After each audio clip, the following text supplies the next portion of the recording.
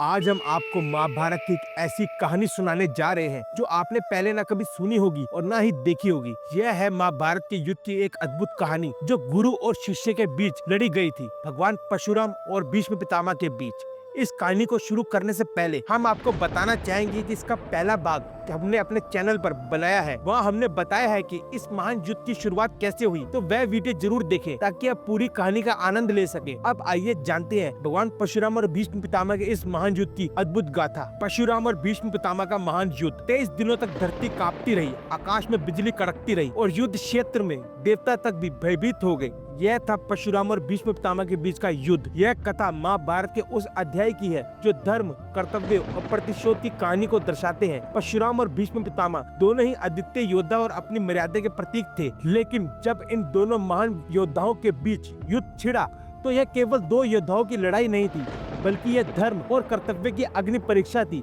आइए जानते हैं इस अद्भुत युद्ध की पूरी कहानी की शुरुआत। यह घटना तब शुरू होती है जब अम्बा काशीराज की बेटी भीष्म से अपने अपमान का प्रतिशोध लेने के लिए परशुराम के पास पहुंचती है। अम्बा ने भीष्म से विवाह का प्रस्ताव रखा था, लेकिन भीष्म ने अपनी प्रतिज्ञा का पालन करते हुए इसे अस्वीकार कर दिया। अपमानित और आहत अम्बा ने प्रतिशोध की ठान ली और परशुराम से सहायता मांगी। परशुराम, जो नारी के सम्मान के लिए सदैव तत्पर रहते थे, उन्होंने अम्बा की बेता सुनी और भीष्म को चुनौती दी। महायुद्ध का आरंभ। युद्ध का पहला दिन था। परशुराम ने अपने दिव्य पशरे को उठाया और भीष्म पर प्रहार किया, लेकिन भीष्म अपनी गदा और धनुष के कौशल से इस प्रहार को विफल कर देते हैं। लेकिन जैसे जैसे दिन बीतता है उनका क्रोध और शक्ति बढ़ने लगती है। दूसरे दिन परशुराम ने अगस्त्य अस्त्र का प्रयोग किया, जिससे युद्ध क्षेत्र में आग फैल गई, लेकिन भीष्म ने वरुणा अस्त्र चलाकर उस आग को बुझा दिया।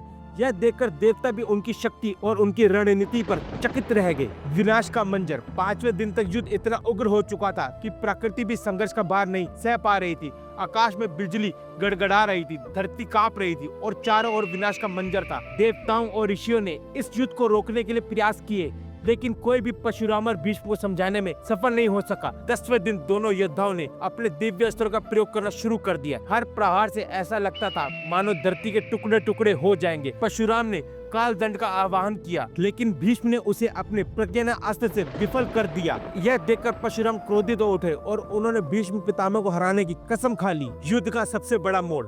22वें दिन का सूर्योदय हुआ। युद्ध अब अपने चरम पर था। परशुराम और भीष्म ने एक साथ ब्रह्मास्त्र का आह्वान किया। ब्रह्मास्त्र के प्रभाव से आकाश लाल हो गया और चारों दिशाओं में भय का माहौल छा गया। देवता और ऋषि मुनि इस विनाशकारी स्थिति को देखकर भयभीत हो गए। ब्रह्मा जी स्वयं प्रकट हुए और उन्होंने ब्रह्मास्त्र को रोकने का आदेश दिया। उन्होंने चेतावनी दी, यदि यह युद्ध जारी रहा तो सृष्टि का संतुलन बिगड़ जाएगा। ब्रह्मा जी के आदेश पर दोनों योद्धाओं ने अपने ब्रह्मास्त्र को वापस ले लिया। यह क्षण निर्णायक था। परशुराम ने महसूस किया कि भीष्म को हराना असंभव है, क्योंकि भीष्म केवल एक योद्धा नहीं बल्कि धर्म और कर्तव्य का प्रतीक थे। युद्ध का अंतिम दिन और निर्णायक मोड़। 23वें दिन परशुराम जी ने अपनी पराजय स्वीकार नहीं की, बल्कि यह समझा कि भीष्म का अपराजय होना उनकी तपस्या और धर्मनिष्ठा का प्रमाण है। उन्होंने अम्बा से कहा, भीष्म को हराना मेरे लिए संभव नहीं है, लेकिन तुम्हारा न्याय अवश्य होगा। अगले जन्म में तुम्हें वह शक्ति प्राप्त होगी जो तुम्हारे प्रतिशोध को पूरा करेगी। यह कहते हुए परशुराम ने युद्ध समाप्त करने की घोषणा की। कहानी का संदेश। यह युद्ध केवल शारीरिक शक्ति का नहीं बल्कि मानसिक और आध्यात्मिक शक्ति का भी प्रतीक था। परशुराम और भीष्म दोनों ही योद्धा धर्म के मार्ग पर थे, लेकिन उनके कर्तव्य परिस्थितियां अलग अलग थी। यह कहानी सिखाती है कि सच्चा धर्म केवल विजय या पराजय से नहीं बल्कि अपने कर्तव्य और आदर्शों पर अडिग रहने से सिद्ध होता है। यह था परशुराम और भीष्म पितामह के बीच का महायुद्ध। यह केवल युद्ध नहीं बल्कि धर्म और कर्तव्य की परीक्षा थी। भीष्म पितामह और परशुराम में क्या रिश्ता था, हमें कमेंट्स में जरूर बताएं। दोस्तों, अब एक रोचक सवाल जो इस कहानी में ही कहीं छुपा हुआ है। देखते हैं कौन कौन सही जवाब देता है। सवाल यह है, भीष्म पितामह और परशुराम में क्या रिश्ता था?